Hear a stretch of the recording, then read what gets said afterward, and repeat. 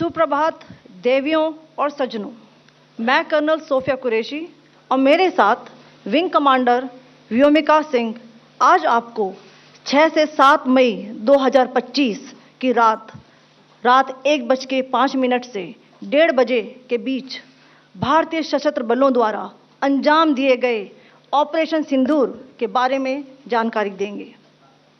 Operation सिंदूर 22 अप्रैल को पहलगाम में हुए विभत्स आतंकवादी हमले के शिकार मासूम नागरिकों व उनके परिवारों को न्याय देने के लिए लॉन्च किया गया था।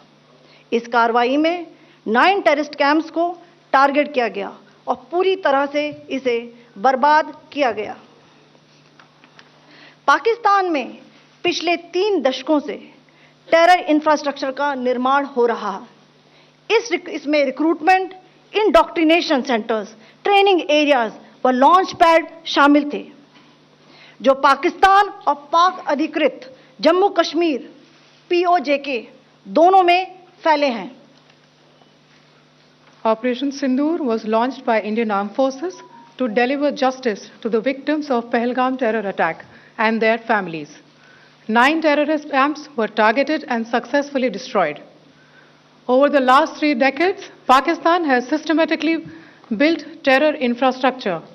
It is a complex web of recruitment and indoctrination centers, training areas for initial and refresher courses, and launch pads for handlers.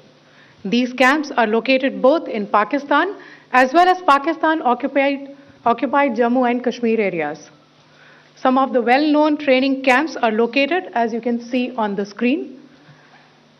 They are distributed from Savai Nala in the north, counting to approximately 21, ending at Bhavalpur to the south.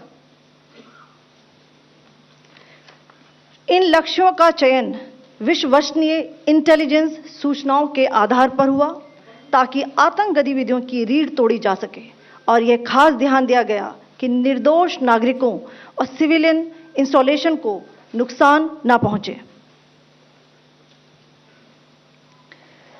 The selection of these targets for Operation Sindoor was based on credible intelligence inputs and role of these facilities in perpetrating the terror activities. The locations were so selected to avoid damage to civilian infrastructures and loss of any civilian lives. This was done with due diligence, and the camps selected for targeting and their engagement will now be shown to you one by one. POJK के target मैं आपको बताना चाहूँगी। सबसे पहले सवाई नाला camp Muzaffarabad, जो कि POJK के लाइन ऑफ कंट्रोल से 30 किलोमीटर दूर है। यह एक लश्कर तोयबा का ट्रेनिंग सेंटर था। 20 अक्टूबर 2024 सोनमर्ग, 24 अक्टूबर 24 गुलमर्ग, 22 अप्रैल 2025 पहलगाम, इन हमलों के आतंकियों ने यहीं से प्रशिक्षण लिया था।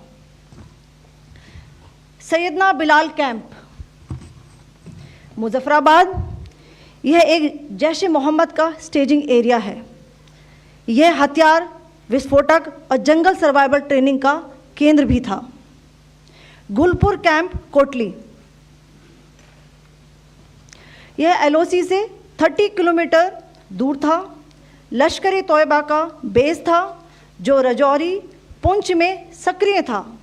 20 अप्रैल 2023 को पुंछ में और 9 जून 2024 को तीर्थ यात्रियों के बस हमले में यहीं से आतंकी को ट्रेन किया गया था।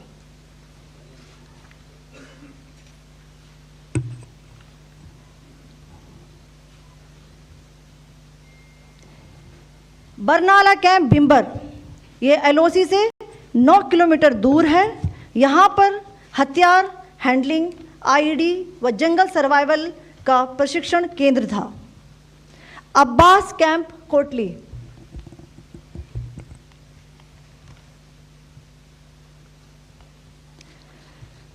यह LOC से 13 किलोमीटर दूर है। लश्कर तोयबा का फिदाइन यहाँ तैयार होता था। इसकी कैपेसिटी 15 टेररिस्ट को ट्रेन करने की थी।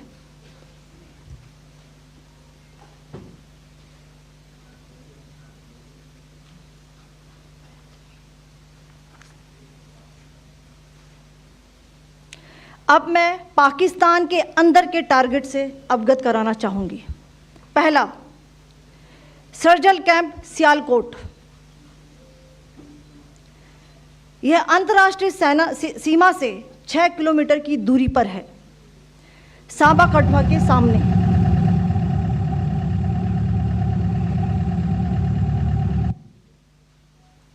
मार्च 2025 में जम्मू एंड कश्मीर पुलिस के 4 जवानों को की जो हत्या की गई थी, उन आतंकवादियों को इसी जगह पर ट्रेन किया गया था। दूसरा, महमूना जाया कैंप सियालकोट। यह 18 से 12 किलोमीटर आईबी से दूर था। हिजबुल मुजाहिदीन का बहुत बड़ा कैंप था।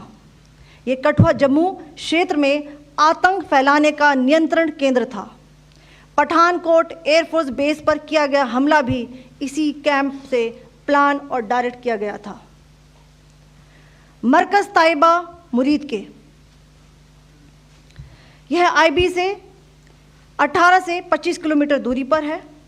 2008 के मुंबई हमले के आतंकी भी यहीं से प्रशिक्षित हुए थे। अजमल कसब व डेविड हेडली भी यहाँ ट्रेन हुए थे।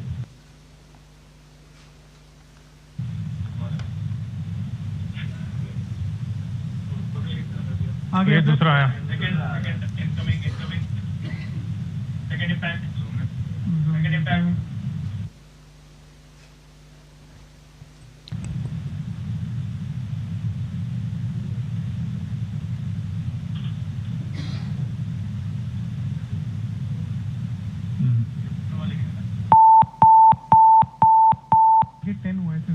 टारगेट 10 हुआ, एंक्लोजर सेम ही है।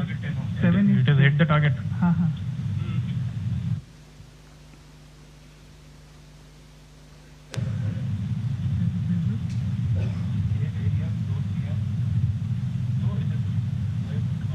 तीसरा आ गया सर, इम्पैक्ट।